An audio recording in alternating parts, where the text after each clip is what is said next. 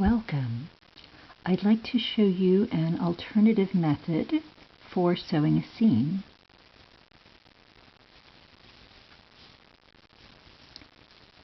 The traditional method is called mattress stitch, and it looks like this. It's fairly sturdy, and it does have a seam allowance. You will lose one column of stitches on each side of your seam.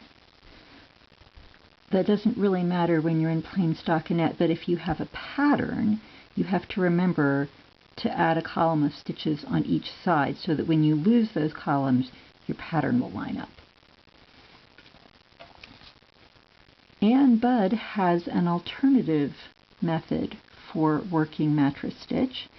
She works the stitching in the usual way, but she works those columns, those wales, in garter stitch, which means she knits the first and the last stitch on the right side of the work, and she knits the first and the last stitch on the wrong side of the work.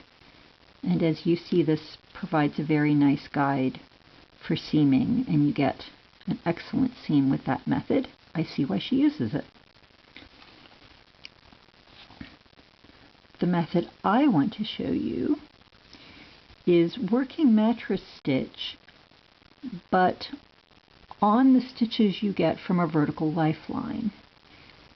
The seam is not quite as tight. It's still a pretty good seam, but it is much thinner on the inside because you don't lose any wales of stitches in the seam allowance. This means you don't have to make any calculations about adding columns of stitches that you're then going to lose if you happen to have a pretty pattern in your fabric. So what does this look like? Here's my swatch. I am partway through working this seam. I have parked my edges on a vertical lifeline. That's what the orange thread and the green thread are.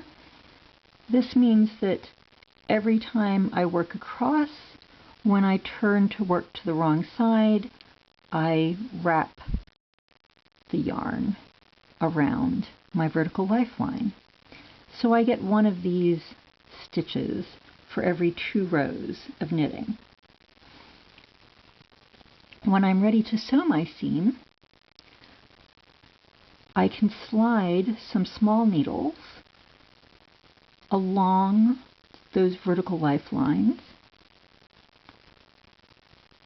in order to park those stitches on needles. And then I can simply work the usual maneuvers for mattress stitch. And mattress stitch, by the way, is essentially grafting. It's the same set of maneuvers. So in this case, I have gone down in here and basically finished this stitch. My next maneuver is to come up here,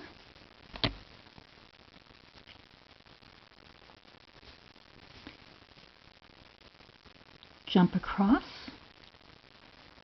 down in this, which will finish that because there's already a stitch there, and then I come up in the next, and you'll notice I'm seaming with a contrasting yarn because this is my demo swatch. And now I'll come back over here, down here. In order to finish this, it comes off the needle, up in the next one.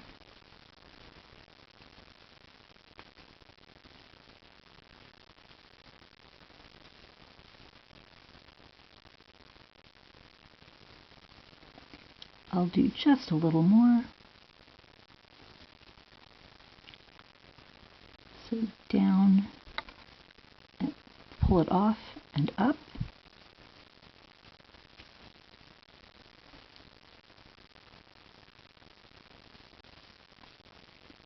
and then down here.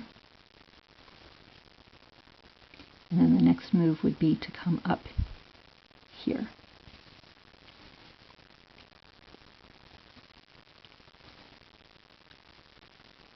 And if you give it a good tug, it all disappears. And it makes a pretty good seam. Not quite as tight as a traditional mattress stitch, but not bad. So there you are, an alternative approach to working mattress stitch so that you have almost no seam allowance. Make yourself a swatch, give it a go, see what you think. Happy knitting!